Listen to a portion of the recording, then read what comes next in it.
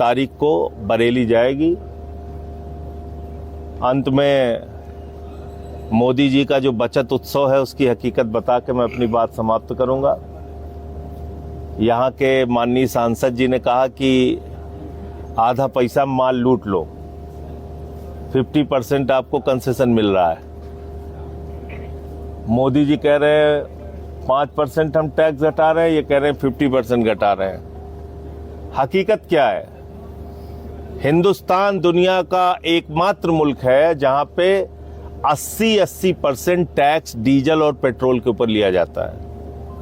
80% tax हम लोग देते हैं डीजल और पेट्रोल के ऊपर, राज्य और केंद्र सरकार का मिला के।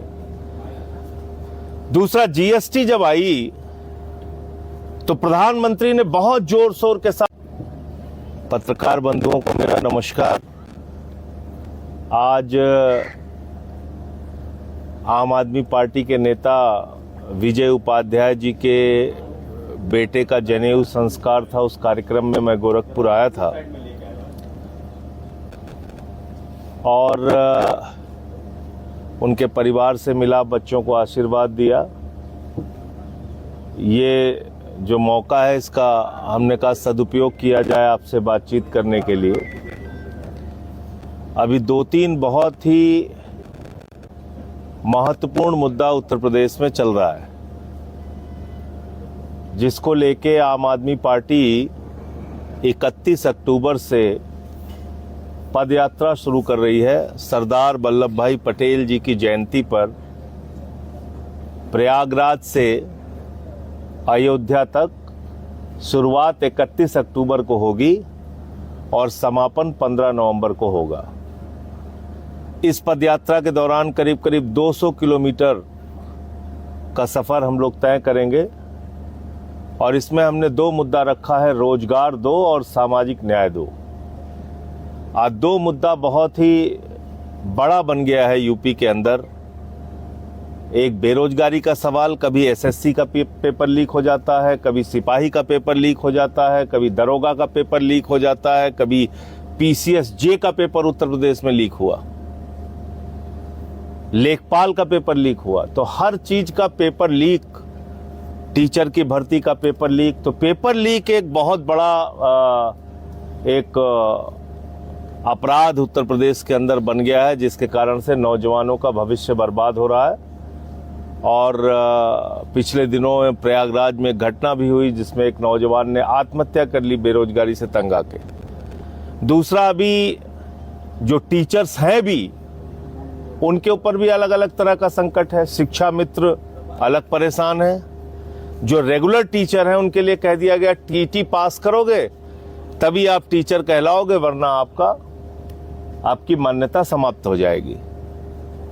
तो अब 52 साल 53 साल की उम्र में एक टीचर जो 30 साल से पढ़ा रहा है वो जाके परीक्षा देगा, पास होगा तब वो टीचर माना जाएगा, नहीं पास होगा तो फिर वो अयोग्य घोषित हो जाएगा।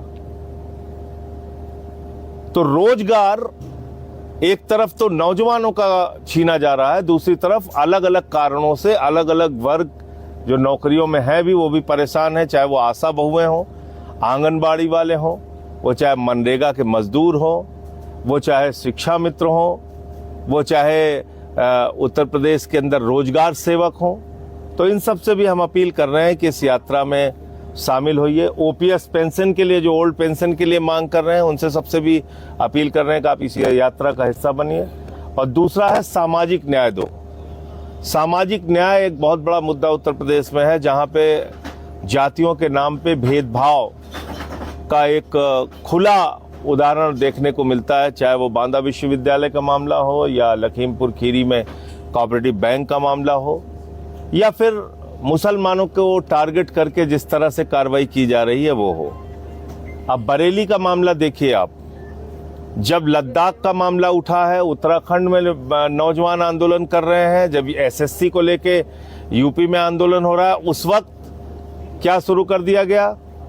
ये बरेली का कांड शुरू कर दिया गया। ये सरकार की मिलीजुली साजिश के तहत बरेली का कांड हुआ है और इसमें आम आदमी पार्टी ने तय किया है कि हम अपनी एक 16 सदस्यीय टीम वहां पर भेजेंगे जिसमें हमारे पूर्व विधायक और उत्तर प्रदेश के सह प्रभारी दिलीप पांडे जी, जो मुख्य सचेतक थे दिल्ली विधानसभा के, वो रहेंगे। उनकी अगुवाई में जो पूरी टीम जाएगी उसमें सोमेन ढाका जी हमारे